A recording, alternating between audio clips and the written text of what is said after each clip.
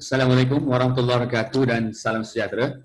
So saya akan sambung lagi berkaitan dengan kelas Zoom. So saya nak lebih fokus kepada dia punya setting sebab saya rasa kalau nak guna Zoom ni simple je, sama ada kita set new meeting ataupun kita join. So join ni kalau kita sebagai student, so kita join.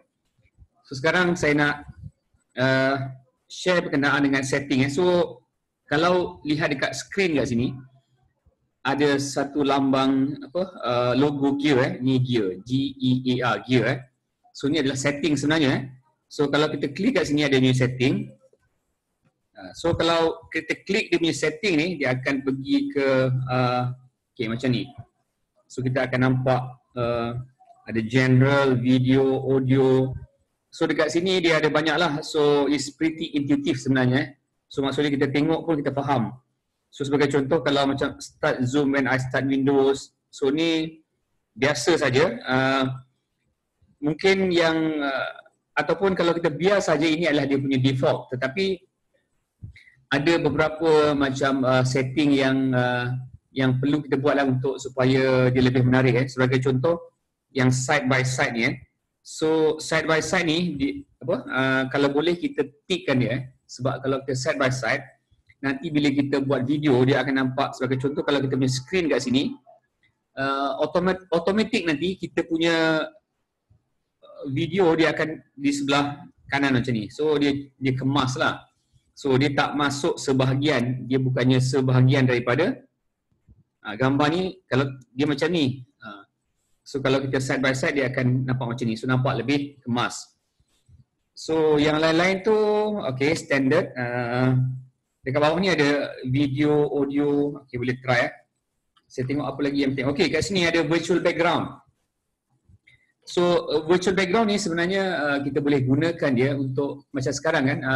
Saya punya background sekarang adalah plain. Tak plain sangat. Tetapi sebenarnya saya boleh tukar dia punya background. Kalau sebagai contoh kalau saya nak background jambatan San Francisco kan. So kita ada gambar tu, kita klik dan kita boleh tukar dia punya background. So nampak lebih menarik. Ataupun saya nak letak gambar galaksi, gambar bulan kan, bulan yang ada cahaya ni. Pun boleh, tak kisah, kita boleh letak gambar apa saja. So ini dinamakan sebagai green screen. Tetapi kalau kita nak pakai green screen, make sure kita punya background dekat belakang tu dia plain, dia kena plain dengan satu color. Kalau macam sekarang dekat belakang tu saya punya background ni tak berapa menarik lah sebab ni macam mosaic kan, so dia berkilat, so tak berapa menarik. So kalau kita ada plain, so kita boleh tukarkan dia kepada green screen. Okay, so green screen tu bukannya green tetapi actually tak kisahlah background apa, janji dia plain. Okay, kita pergi lagi advanced feature. Okay, advanced features ni ini biasanya kepada siapa yang biasa guna Zoom, kadang-kadang dia ada macam nak join kelas kena masuk PMI. PMI ni adalah personal meeting identification dan satu lagi kena masukkan password. So kadang-kadang leceh ni kalau kita nak letak password sebab kadang-kadang kita share nanti nak letak letak password lagi sebab benda tu sebenarnya bukannya kritikal sangat pun password tu. So kita boleh control kelas tu daripada saya dah tunjuk dah dalam kelas yang lepas. Kita boleh gunakan dekat more tu, dekat manage participant, kita boleh lock kelas ataupun kita boleh remove student. Example lah remove participant, kalau kita rasa ada masalah ke kita boleh remove. So maksud dia kita tak perlu control dengan menggunakan password, tetapi kalau nak juga boleh ya.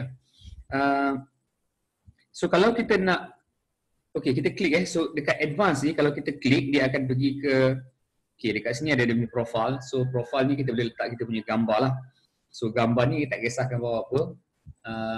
Gambar ni kalau kita deactivate kita punya video dan dia akan keluar gambar ni lah. So kalau kita activate dia akan keluar gambar kita. Kemudian apa lagi, recording. Okay, ni just okay. Ini PMI kita 870. Ini macam ni saya punya PMI. Kemudian okay. Ini adalah setting require password. Ini kalau boleh uncheckkan dia. So require a password for instant meeting, uncheck kalau boleh kan. So kalau kita uncheck ni senang sikit lah. So dia tak dia tak minta password kalau kita share kepada student ke apa, senang sikit. Okey, saya ingat tu saja. Apa lagi? Okey, macam yang webinar ni semua ni adalah pro version, so kita kena bayar lah untuk kita menggunakan webinar. Apa lagi? Accessibility, virtual background.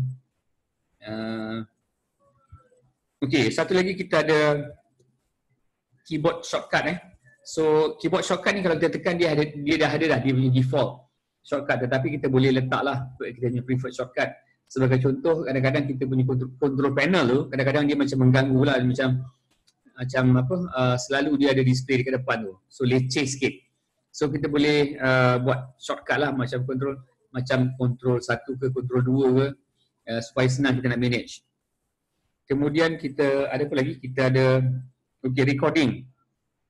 So recording ni sebenarnya apa, nak letak selepas kita end this meeting, dekat mana recording tu akan tersimpan. So by default dia akan letak dekat C Zoom kalau tak silap, dia punya folder. So kita boleh set dekat mana kita nak letak. Yang okey, audio dan video ni just setting je lah. Sebagai contoh, kalau kita video, by default sebenarnya dia akan pakai kita punya PC ataupun komputer video. Tetapi kalau kita ada webcam sebagai contoh, so kita boleh buat, bila kita sambung kepada PC, dia boleh buat pilihan. So kita nak pakai webcam daripada PC ataupun kita nak pakai video daripada PC ataupun kita nak pakai video daripada webcam. So kita boleh setting dekat sini. Apa lagi? Tengok keyboard shortcut, advanced feature, so virtual background recording. So sangat tu je, simple je pakai Zoom ni. Cuma satu, dia kena mahir lah, kena selalu buat.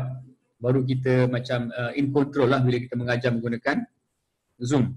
So saya ingat sikit je kali ni berkenaan dengan setting Zoom. Saya ingat saya stop kat sini. Sekian. Assalamualaikum warahmatullahi wabarakatuh dan salam sejahtera.